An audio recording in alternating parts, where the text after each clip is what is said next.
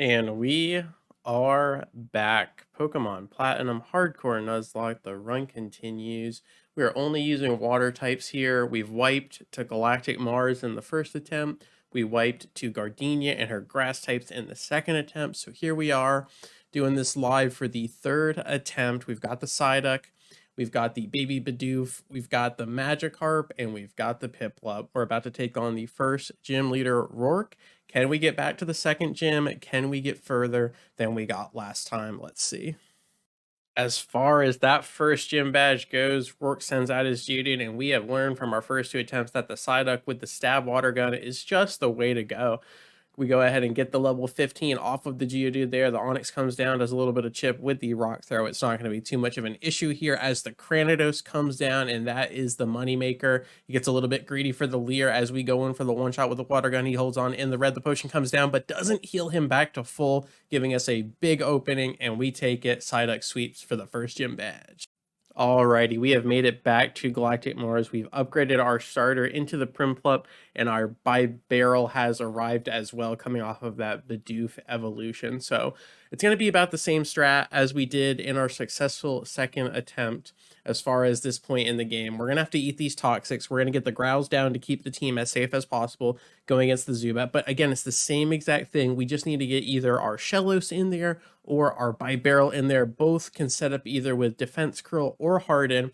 That way the Per Ugly cannot 1, 2, or even 3 shot, and she's really going to be going all in on the critical hits. So as long as we can play around those crits from the Zubat, or the Per Ugly, I should say, we should be good to go. But the Toxic is doing work right now on Mars's side here. So we get the Bibarel in there, and now the Penguin and the Beaver have both been poisoned, and now we've opened the door for our Psyduck here. We're going to send him out there while one of our Pokemon is poisoned, so the Zubat's not going to use Toxic on the swap, which is huge as we get the flashes down, making this Toxic accuracy not very good, but Zubat does see through it all and still lands a Toxic. So Madison, the Psyduck, is going to have to hold on here as she gets all these flashes down. The Toxic is definitely ramping up, but we are just paving the way for the potential Shellos here, and we don't want to lose the Psyduck if we can help it. So we are going to go ahead and send in Monroe, hoping that those flashes can really pay off here. And we're going to go straight into the Hardens. Potentially getting all 6 would really seal the deal, but if we get flinched or if the Zubat lands a Toxic, we could absolutely be in trouble. But the Hardens are coming down. The tiny little Shellos that could is doing great. Look at Monroe go, and there is the Toxic. We did prepare 1 berry just in case the Zubat broke through, so we are on a timer now. I think we settle for 4 or 5 Hardens, no problem, as we hit the Zubat with a fadeaway crit with the Water Pulse, and now the Per Ugly is going to come down here. It's going to have full accuracy on all of its moves, and it's going to be banking heavily on those crits. So if we can just dodge those critical hits, we are going to be looking so good right now, and we are doing fantastic. We're floating at 40 HP. We pop the berry. Another scratch comes down, no problem. The Shellos knows what needs to be done, and he is doing it. The Per Ugly falls, and now we're going to have to pay Gardenia a visit. But first, how about a surprise shiny? It is going to be the Silcoon with a nice gold and blue shiny there. Very cool. We're going to go ahead and get rid of the bunny and successfully secure a shiny on our side. Now, it's not water type, so we're not actually going to be able to use it in the run. However, it's still a really cool find, and I do go ahead and evolve it later on into the Dustox, or the Beautifly, I should say, and it doesn't look nearly as good as the Silcoon, which is kind of weird to say. I almost always prefer the final evolutions, but there we go. Check the Pokeball and secure it. All right, third attempt, but Gardenia for the second time here.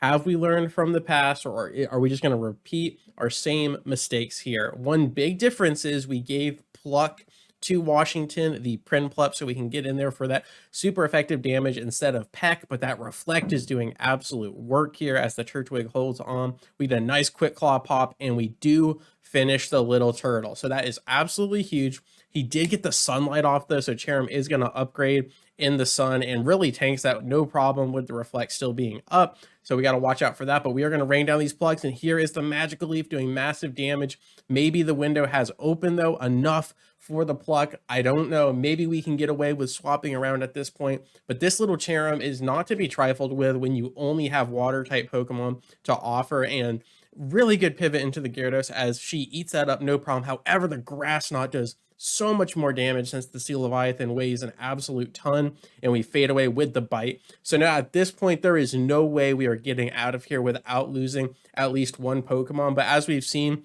this Roserade could potentially just sweep the entire team given its stats here, the speed stat and the special attack. So Gyarados is definitely the moneymaker against the Roserade, but in this moment, I choose to sacrifice the Psyduck and we just completely get him out of there because the Gyarados is potentially dead as well. So I honestly don't even know how we're supposed to do this, but maybe a critical hit pluck.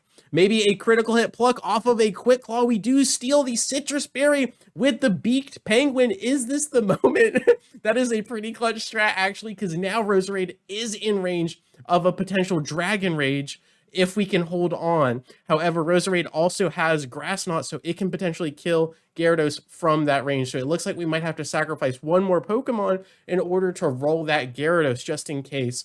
So we are going to go all in on the Bibarel, hoping she can tank something, but either way, we get outsped here, so it doesn't matter. And as you can see, Roserade absolutely has her way with the team. We get a nice Intimidate off, but Roserade's dealing with special attack, and Gyarados cannot hold on to the Grass Knot from that range. So all we have left is a quick Claw pop for the pluck, and it doesn't go off. We couldn't get lucky enough, and we were just on the back foot. That wasn't good enough. We go for a Hail Mary quick attack, does absolutely nothing. Buizel is a sacrificial slaughter, and that just means the cute and cuddly little Shellos is going to lead the charge away from the battlefield as he holds on from the Razor or the Magical Leaf, but the Super Potion comes in, and it doesn't even matter. Shellos falls. That's the third attempt. Let's run it back. My gosh. As far as the fourth attempt goes, we kept the president nicknames intact. We made it all the way back to Galactic Mars, and we tried to outrun the toxic poison with the Shellos. As you can see, everybody got poisoned except for the Magikarp, and we got all of those defense buffs up, but the toxic poison was too much. We couldn't put down the cat in time, and that led us into a very, very bad situation as we try to fade away with the Primplot, but the toxic succumbs to the penguin, or the penguin succumbs to the poison as well, and that is just not what you want to see on top of a fadeaway crit to the beaver. So we just go all in on the duckling, Madison the Psyduck, just showing up again in this episode, and there's the fadeaway. So actually, Psyduck and Magikarp make it out. We don't technically lose, but I end up resetting the run anyway. And the fifth attempt ends the same. We end up wiping to Gardenia yet again. So this time, let's run it all the way back. Let's get to Gardenia. Let's throw in some fresh nicknames, and let's do it right this time. Sixth attempt. Here we go.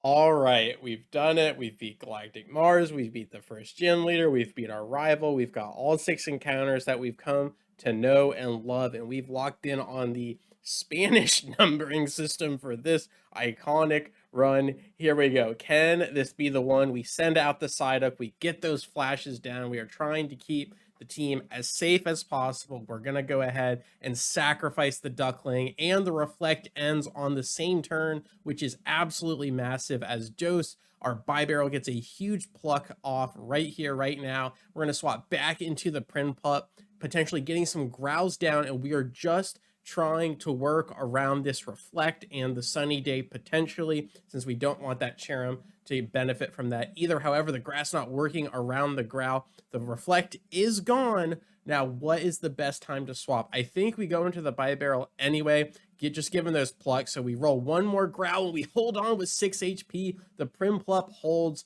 and he has done everything that he could possibly do. And we get the Bibarel in there, and now we can go for the pluck. So potentially still 1 or 2 more turns of the Reflect. We're just going to have to deal with it as we get a really good pluck down onto the Cherim, bringing it to the orange HP, and then we fade with another pluck. Bibarel doing absolute work here. We've only lost the Psyduck so far, so keeping the team as safe as we possibly can. I don't think we'd be using a Golduck much in the future anyway, but here we go. We're going to sacrifice the Bibarel just to get the Gyarados out there safely. It's just something we had to do. We cooked this up off screen. We're going to get this strategy. Can this be the one? The Grass Knot does so much damage to the big Sea Leviathan though, but we hold on, and now we're going to flex to a return as we hold with 4 HP, and we get a fadeaway crit that potentially mattered. It may have not, since Return does do more damage than Bite at this point in the game, but ooh, it was going to be close. But Gyarados absolutely clutches it, and on our 6th try, we get past Gardenia. Can we see this through